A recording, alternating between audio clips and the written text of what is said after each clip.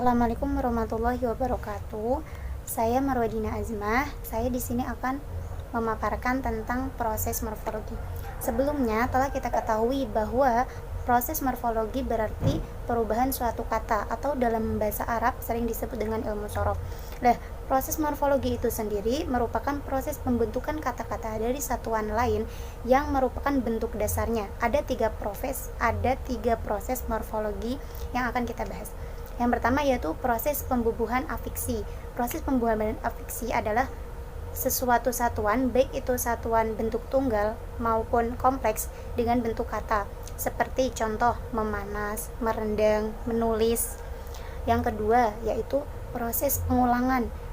Ini merupakan pengulangan satu gramatik atau kata baik seluruhnya maupun sebagian dengan baik dengan perubahan bunyi atau tidak.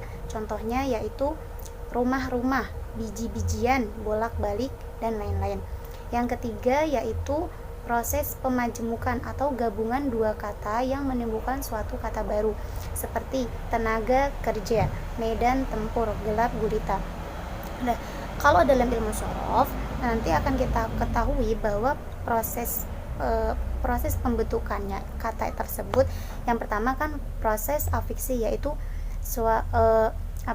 bentuk tunggal, suatu satuan baik satuan berupa bentuk tunggal ataupun kompleks. Seperti contohnya adalah menulis berarti itu diambil dari kata kataba.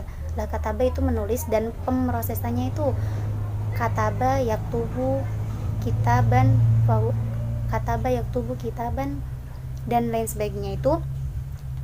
Jadi nanti kataba kan artinya telah menulis, kalau yaktubu sedang menulis itu merupakan prosesnya dengan kita mengetahui asal katanya dahulu, terlebih itu kita mengoreksi, oh ini tambahannya apa, atau ini tambahannya di depan atau di belakang, seperti itu. Terus yang kedua adalah pengulangan, bolak-balik.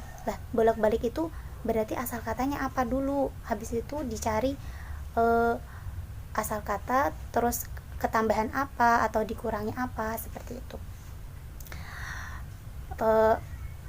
Mungkin kurang lebihnya seperti itu prosesnya. Pokoknya kalau dalam ilmu bahasa Arab, jadi kita itu harus hafal tentang wazan-wazan atau tasrif yang terdapat dalam ilmu sorof, karena ilmu sorof itu kalau kata guru saya itu namanya ilmu titen. Jadi kalau misalnya kita tidak hafal, kita tidak bisa mengawur. Jadi setidaknya kita itu faham tapi hafal. Kalau cuman faham doang tidak hafal itu apa, habis itu apa. Soalnya dalam ilmu sorof itu kita terdapat banyak sekali macam-macam perubahan yang harus kita pahami dan harus kita hafalkan agar tidak terkecoh ketika mendapatkan kata. Selanjutnya yaitu mengenai morfofonemik. Morfofonemik ini dapat diterapkan dalam fiil atau isim. Fiil sendiri ada dua, yaitu fiil yang asli atau tidak mendapatkan imbuhan. Yang kedua yaitu ada fiil yang mendapatkan imbuhan atau ziyadah.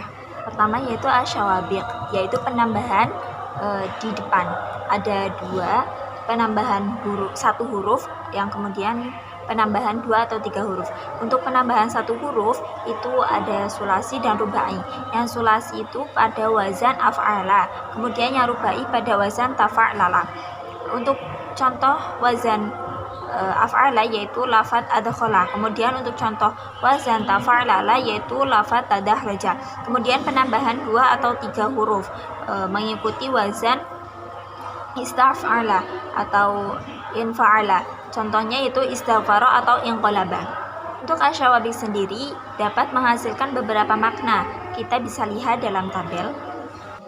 Di dalam tabel sudah dijelaskan atau terdapat beberapa maknanya, yaitu yang pertama ada musaddiqu syai' ala sifat, kemudian ada at-ta'diyah, as-subbu wal izalah, ad-dukhulu fi syai', kemudian ada ta'rid, tamkin, tsumma istiqaq, quwwatul laun, al-mitawa'ah, dan yang terakhir ada at-talab. Pembahasan yang kedua yaitu ziyadah al-hasyiw atau tambahan di tengah, yaitu bisa pada satu huruf itu terdapat pada sulasi mazid pada fi'il madi. Contohnya doroba fahama. Nah, kata doroba mendapatkan tambahan huruf hamzah. Kita bisa lihat tabel berikut ini. Di Di dalam tabel terdapat dua contoh wazan, yaitu yang pertama fa'ala, yang kedua fa'ala. Yang fa'ala itu contohnya lafadz khosoma tambahan huruf hamzah, kemudian fa'ala khullaqa mendapat tambahan ta'dilul lam bermakna atak. Dan yang ketiga yaitu tambahan al-lawahik, tambahan atau ziyadah di belakang. Kita lihat tabel. Di dalam tabel terdapat beberapa domir, salah satunya yaitu domir huma. Contoh lafadznya yaitu fa'ala mendapat dalam kalimat, yaitu contohnya kataba mendapatkan tambahan ba alif. Contoh lain yaitu domir ana. Contoh lafadznya yaitu katabtu, berarti ketambahan huruf tu, huruf ta, rokatu. Kemudian nahnu yaitu na. Jenis ziyadah selanjutnya yaitu ziyadah al-muzawijah atau penempatan secara bersamaan dua ziyadah, baik itu al-hasyi bersama al-lahwi atau yang terpenting yaitu penempatan secara bersamaan, mau yang di depan bersama yang di belakang, atau yang di depan bersama yang di tengah, atau yang di tengah bersama yang di belakang. Mari kita lihat tabel berikut ini. Bisa kita lihat di dalam tabel wazan ifta'ala, contoh kalimatnya i'tadara, yaitu mendapat tambahan alif dan ta di belakang, kemudian di belakang, di depan, dan di tengah. Contoh selanjutnya yaitu wazan if'ala, contoh kalimat iswadda, yaitu mendapatkan tambahan huruf alif dan dal, yaitu di depan dan di belakang. Kalau tadi di depan dan di tengah, sekarang di depan dan di belakang. Pembahasan tadi yaitu merupakan pembahasan pada ziyadah fi'il madhi. Kemudian pembahasan selanjutnya yaitu pembahasan ziyadah pada fi'il mudhari'. Jenis-jenisnya masih sama saja seperti tambahan atau ziyadah dalam pada fi'il madhi, yaitu ada as-sawabiq, al-hashwi, al-lawabiq, kemudian az-zawijah. Kemudian pembahasan yang pertama yaitu asyawabiq, pada satu huruf, tambahan satu huruf, yaitu seperti lafadz tuqaddimu, nujlisu, kemudian yudzakiru. Pada tambahan 2 atau 3 huruf, yaitu contohnya ada lafadz yang tadiru, tata'allamu, kemudian asyrabu. Kedua yaitu al-hasyawi, yaitu sudah muncul karena adanya tambahan atau bawaan dari fi'il madhi tersebut. Contohnya yudoribu, itu awalnya yaitu fi'il madhinya adalah doroba, memang sudah ada tambahannya. Kemudian yang ketiga al-lawahik, yaitu berbeda dengan yang lainnya, kata kerja ini hanya berdiri sendiri. Kemudian yang keempat ada al-muzawiyah, muncul secara bersamaan seperti yang tadi sudah dijelaskan, gabungan tapi muncul secara bersamaan. Kemudian tambahan pada fi'il amr, tambahannya masih sama seperti tadi, asyawabiq, al-lawahiq, al-muzawijah, akan tetap. Kemudian pembahasan asyawabiq pada fi'il amr yaitu menambahkan hamzah. Kemudian penambahan al-lawahiq yaitu menambahkan hamzah, ya, wawu, alif, dan nun. Kemudian al-muzawijah yaitu alif, ya, alif, wawu, alif, dan nun. Mari kita lihat tabel berikut ini. Di dalam tabel terdapat lafadz yaf'alani, kemudian mendapatkan tambahan ya, hamzah, dan nun. Yang kedua yaf'aluna mendapatkan tambahan ya, wawu, dan nun. Yaf'alna yaitu mendapatkan tambahan ya dan nun. Taf'alani ta, alif, dan nun.